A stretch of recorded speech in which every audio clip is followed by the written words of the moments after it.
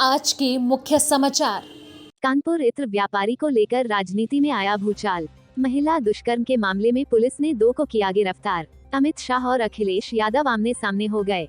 एक बार फिर कोटा में रिश्तों को किया शर्मसार। मुंबई, यूपी के कानपुर के इत्र व्यापारी पीयूष जैन पर अब राजनीति चरम पर है।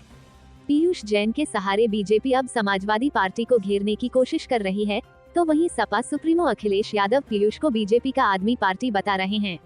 पीयूष जैन के ठिकानों से अब तक करीब 194 करोड़ रुपए की अघोषित नकदी और 23 किलोग्राम सोना व अन्य कीमती सामान जब्त किया गया है। वित्त मंत्रालय के मुताबिक यह किसी भी ठिकाने से बरामद या जब्त की गई अब तक की सबसे बड़ी अघोषित नकदी है।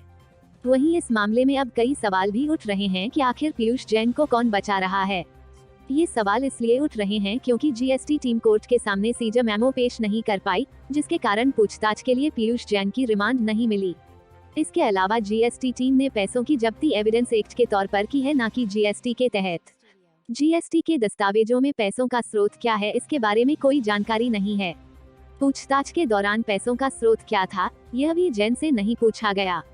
डीजीजीआई टीम ने पीयूष जैन के कानपुर स्थित घर से 177.45 करोड़ कैश की बरामदगी की थी। वहीं अब टीम ने 177.45 करोड़ की रकम को कारोबार का टर्नओवर माना है। डीजीजीआई की तरफ से कोर्ट में पेश किए गए दस्तावेजों से इसका खुलासा हुआ है। करोड़ों की रकम को टर्नओवर दिखाने से पीयूष का केस बेहद कमजोर हो गया है। इससे इत्र कारोबारी पेनल्टी जमा कर आसानी से जमानत पा जाएगा, जबकि ये पूरा मामला ब्लैक मनी का बनता था। ऐसे में अब आयकर विभाग भी ब्लैक मनी के मामले में कार्रवाई नहीं कर पाएगा। टैक्स विशेषज्ञों के अनुसार 177 करोड़ कैश बरामदगी मामले में डीजीजीआई को केस न बनाकर आयकर को कार्रवाई करने और सीज करने के लिए बुलाना चाहिए था। इससे यह काली कमाई का मामला बनता और पूरी रकम पर टैक्स, पेनल्टी और ब्याज लगता, जो 100 करोड़ से ज्यादा का होता। डीजीजीआई की चूक ने केस को बहुत कमजोर कर दिया है। डीजीजीआई ने पीयूष का ट्रांजिट रिमांड भी नहीं मांगा। ऐसे में पीयूष आसानी से बाहर आ सकता है। पश्चिम दिल्ली के हरिनगर इलाके में एक महिला से कथित दुष्कर्म के मामले में पुलिस ने 2 लोगों को गिरफ्तार किया है। अधिकारियों ने बुधवार को यह जानकारी दी। तड़के 3 बजे महिला ने एक अज्ञात व्यक्ति को उसे उसके रिश्तेदार के यहां पहुंचाने को कहा था। कार में एक अन्य व्यक्ति भी मौजूद था और महिला व्यक्ति के साथ सागरपुर से कार में बैठी थी। अतिरिक्त पुलिस उपायुक्त पश्चिम प्रशांत गौतम ने बताया कि उन्होंने निहाल विहार इलाके में सुनसान जगह पर कार रोककर उसके साथ कथित तौर पर दुष्कर्म किया। गौतम ने बताया कि भारतीय दंड संहिता की संबंधित धाराओं के तहत मामला दर्ज कर लिया गया है। पुलिस ने बताया कि पुलिस के अधिकार क्षेत्र को लेकर भ्रम की स्थिति थी, क्योंकि कार कई इलाकों से गुजरी थी। हालांकि इसे जल्द सुलझा लिया गया। वहीं कल दिल्ली से सटे गुरुग्राम में एक रेप का मामला सामने आया था। स्थानीय पुलिस ने एक व्यक्ति के खिलाफ अपनी 12 साल की बेटी से बलात्कार करने के सिलसिले में प्राथमिकी दर्ज की थी। पुलिस ने सोमवार को बताया था कि घटना के बाद से आरोपी फरार है। घटना रविवार रात की है। बच्ची की मां ने इस संबंध में पुलिस में शिकायत दर्ज कराई थी। पुलिस ने बताया था कि मेडिकल जांच में बच्ची के साथ बलात्कार की पुष्टि हुई थी। पुलिस ने प्राथमिकी दर्ज करके आरोपी की गिरफ्तारी के लिए छापेमारी शुरू कर दी थी। बच्ची की मां से मिली शिकायत के अनुसार जब वह सो रही थी, उसी दौरान उसके पति ने बच्ची से बलात्कार किया था। शिकायतकर्ता ने कहा, मैंने जब अपने पति को हमारी 12 साल की बच्ची से बलात्कार करते देखा तो मुझे बहुत बड़ा सदमा लगा। जब मैं चिल्लाई तो आवाज सुनकर मेरा पति वहां से फरार हो गया। मैं उसके खिलाफ कड़ी कार्रवाई की मांग करती हूं। उत्तर प्रदेश विधानसभा चुनाव को लेकर केंद्रीय गृह मंत्री अमित शाह और सपा प्रमुख अखिलेश यादव आमने सामने हो गए हैं। अमित शाह द्वारा लगाए जा रहे आरोपों पर अखिलेश पलटवार कर रहे हैं। इत्र व्यापारी के घर मिले पैसों को लेकर अमित शाह ने सपा प्रमुख से सवाल पूछा तो उन्होंने इसका जवाब दिया। यूपी के हरदोई जिले में मंगलवार को जन विश्वास यात्रा के अवसर पर अमित शाह ने कहा कि समाजवादी पार्टी की एबीसीडी जरा उल्टी है। इनके ठ का मतलब अपराध, बी का मतलब भाई भतीजावाद, सी का मतलब करप्शन और डी का मतलब दंगा है। बीजेपी ने इनकी पूरी एबीसीडी पर पानी फेरने का काम किया है। गृह मंत्री ने कहा कि यूपी की जनता ने 15 साल सपा और बसपा को राज करने का मौका दिया, लेकिन उन्होंने विकास नहीं किया।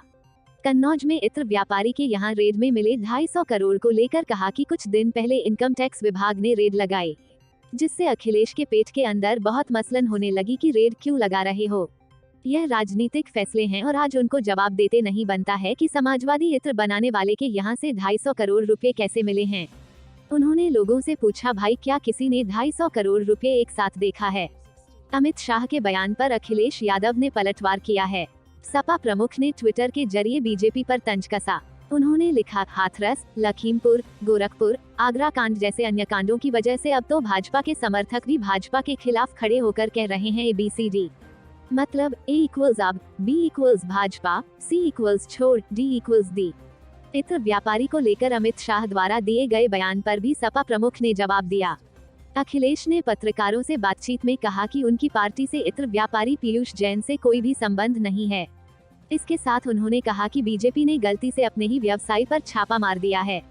व्यापारी की CDR कॉल से कई भाजपा नेताओं के नाम सामने आ जाएंगे जो उनके संपर्क में थे। कोचिंग सिटी कोटा एक बार फिर रिश्तों को शर्मसार करने का मामला सामने आया है।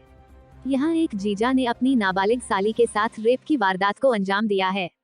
पीड़िता के पिता की रिपोर्ट पर पुलिस ने मामला दर्ज किया है। बाद में तत्परता दिखाते हुए आरोपी को गिरफ्तार करने में सफलता हासिल कर ली है। पीड़िता को बाल कल्याण समिति के सामने पेश किया गया, वहां से उसे नारीशाला भेजा गया है। आरोपी ने बालिका को 4 दिन तक अपने साथ रखा और लगातार दुष्कर्म की वारदात को अंजाम देता रहा। बाल कल्याण समिति अध्यक्ष कनीज फातिमा ने बताया कि मामला कोटा के नयापुरा थाना इलाके से जुड़ा है। रेप के आरोपी की शादी 1.5 साल पहले हुई थी। आरोपी मजदूरी का काम करता है, वो शराब का आदी है। इसके कारण आरोपी और उसकी पत्नी के बीच आए झगड़े होते रहते थे। इसी बात से तंग आकर 1.5 माह से उसकी पत्नी पीहर रहने लगी थी। कुछ दिन पहले आरोपी कॉलेज से अपनी 17 वर्ष की साली को भगाकर अपने गांव ले गया। पीड़ित किशोरी फर्स्ट ईयर में पढ़ती है। किशोरी के घर नहीं पहुंचने पर परिजनों ने नयापुरा थाना पुलिस में शिकायत दी। उसके बाद पुलिस ने परिजनों के शक के आधार पर आरोपी की तलाश की और बाद उसे गिरफ्तार कर लिया। पुलिस ने आरोपी के कब्जे से पीड़िता को बरामद कर लिया। किशोरी को बाल कल्याण समिति के सामने पेश किया गया। पीड़िता की व्यथा सुनने के बाद उसे वहां से नारीशाला भेज दिया गया।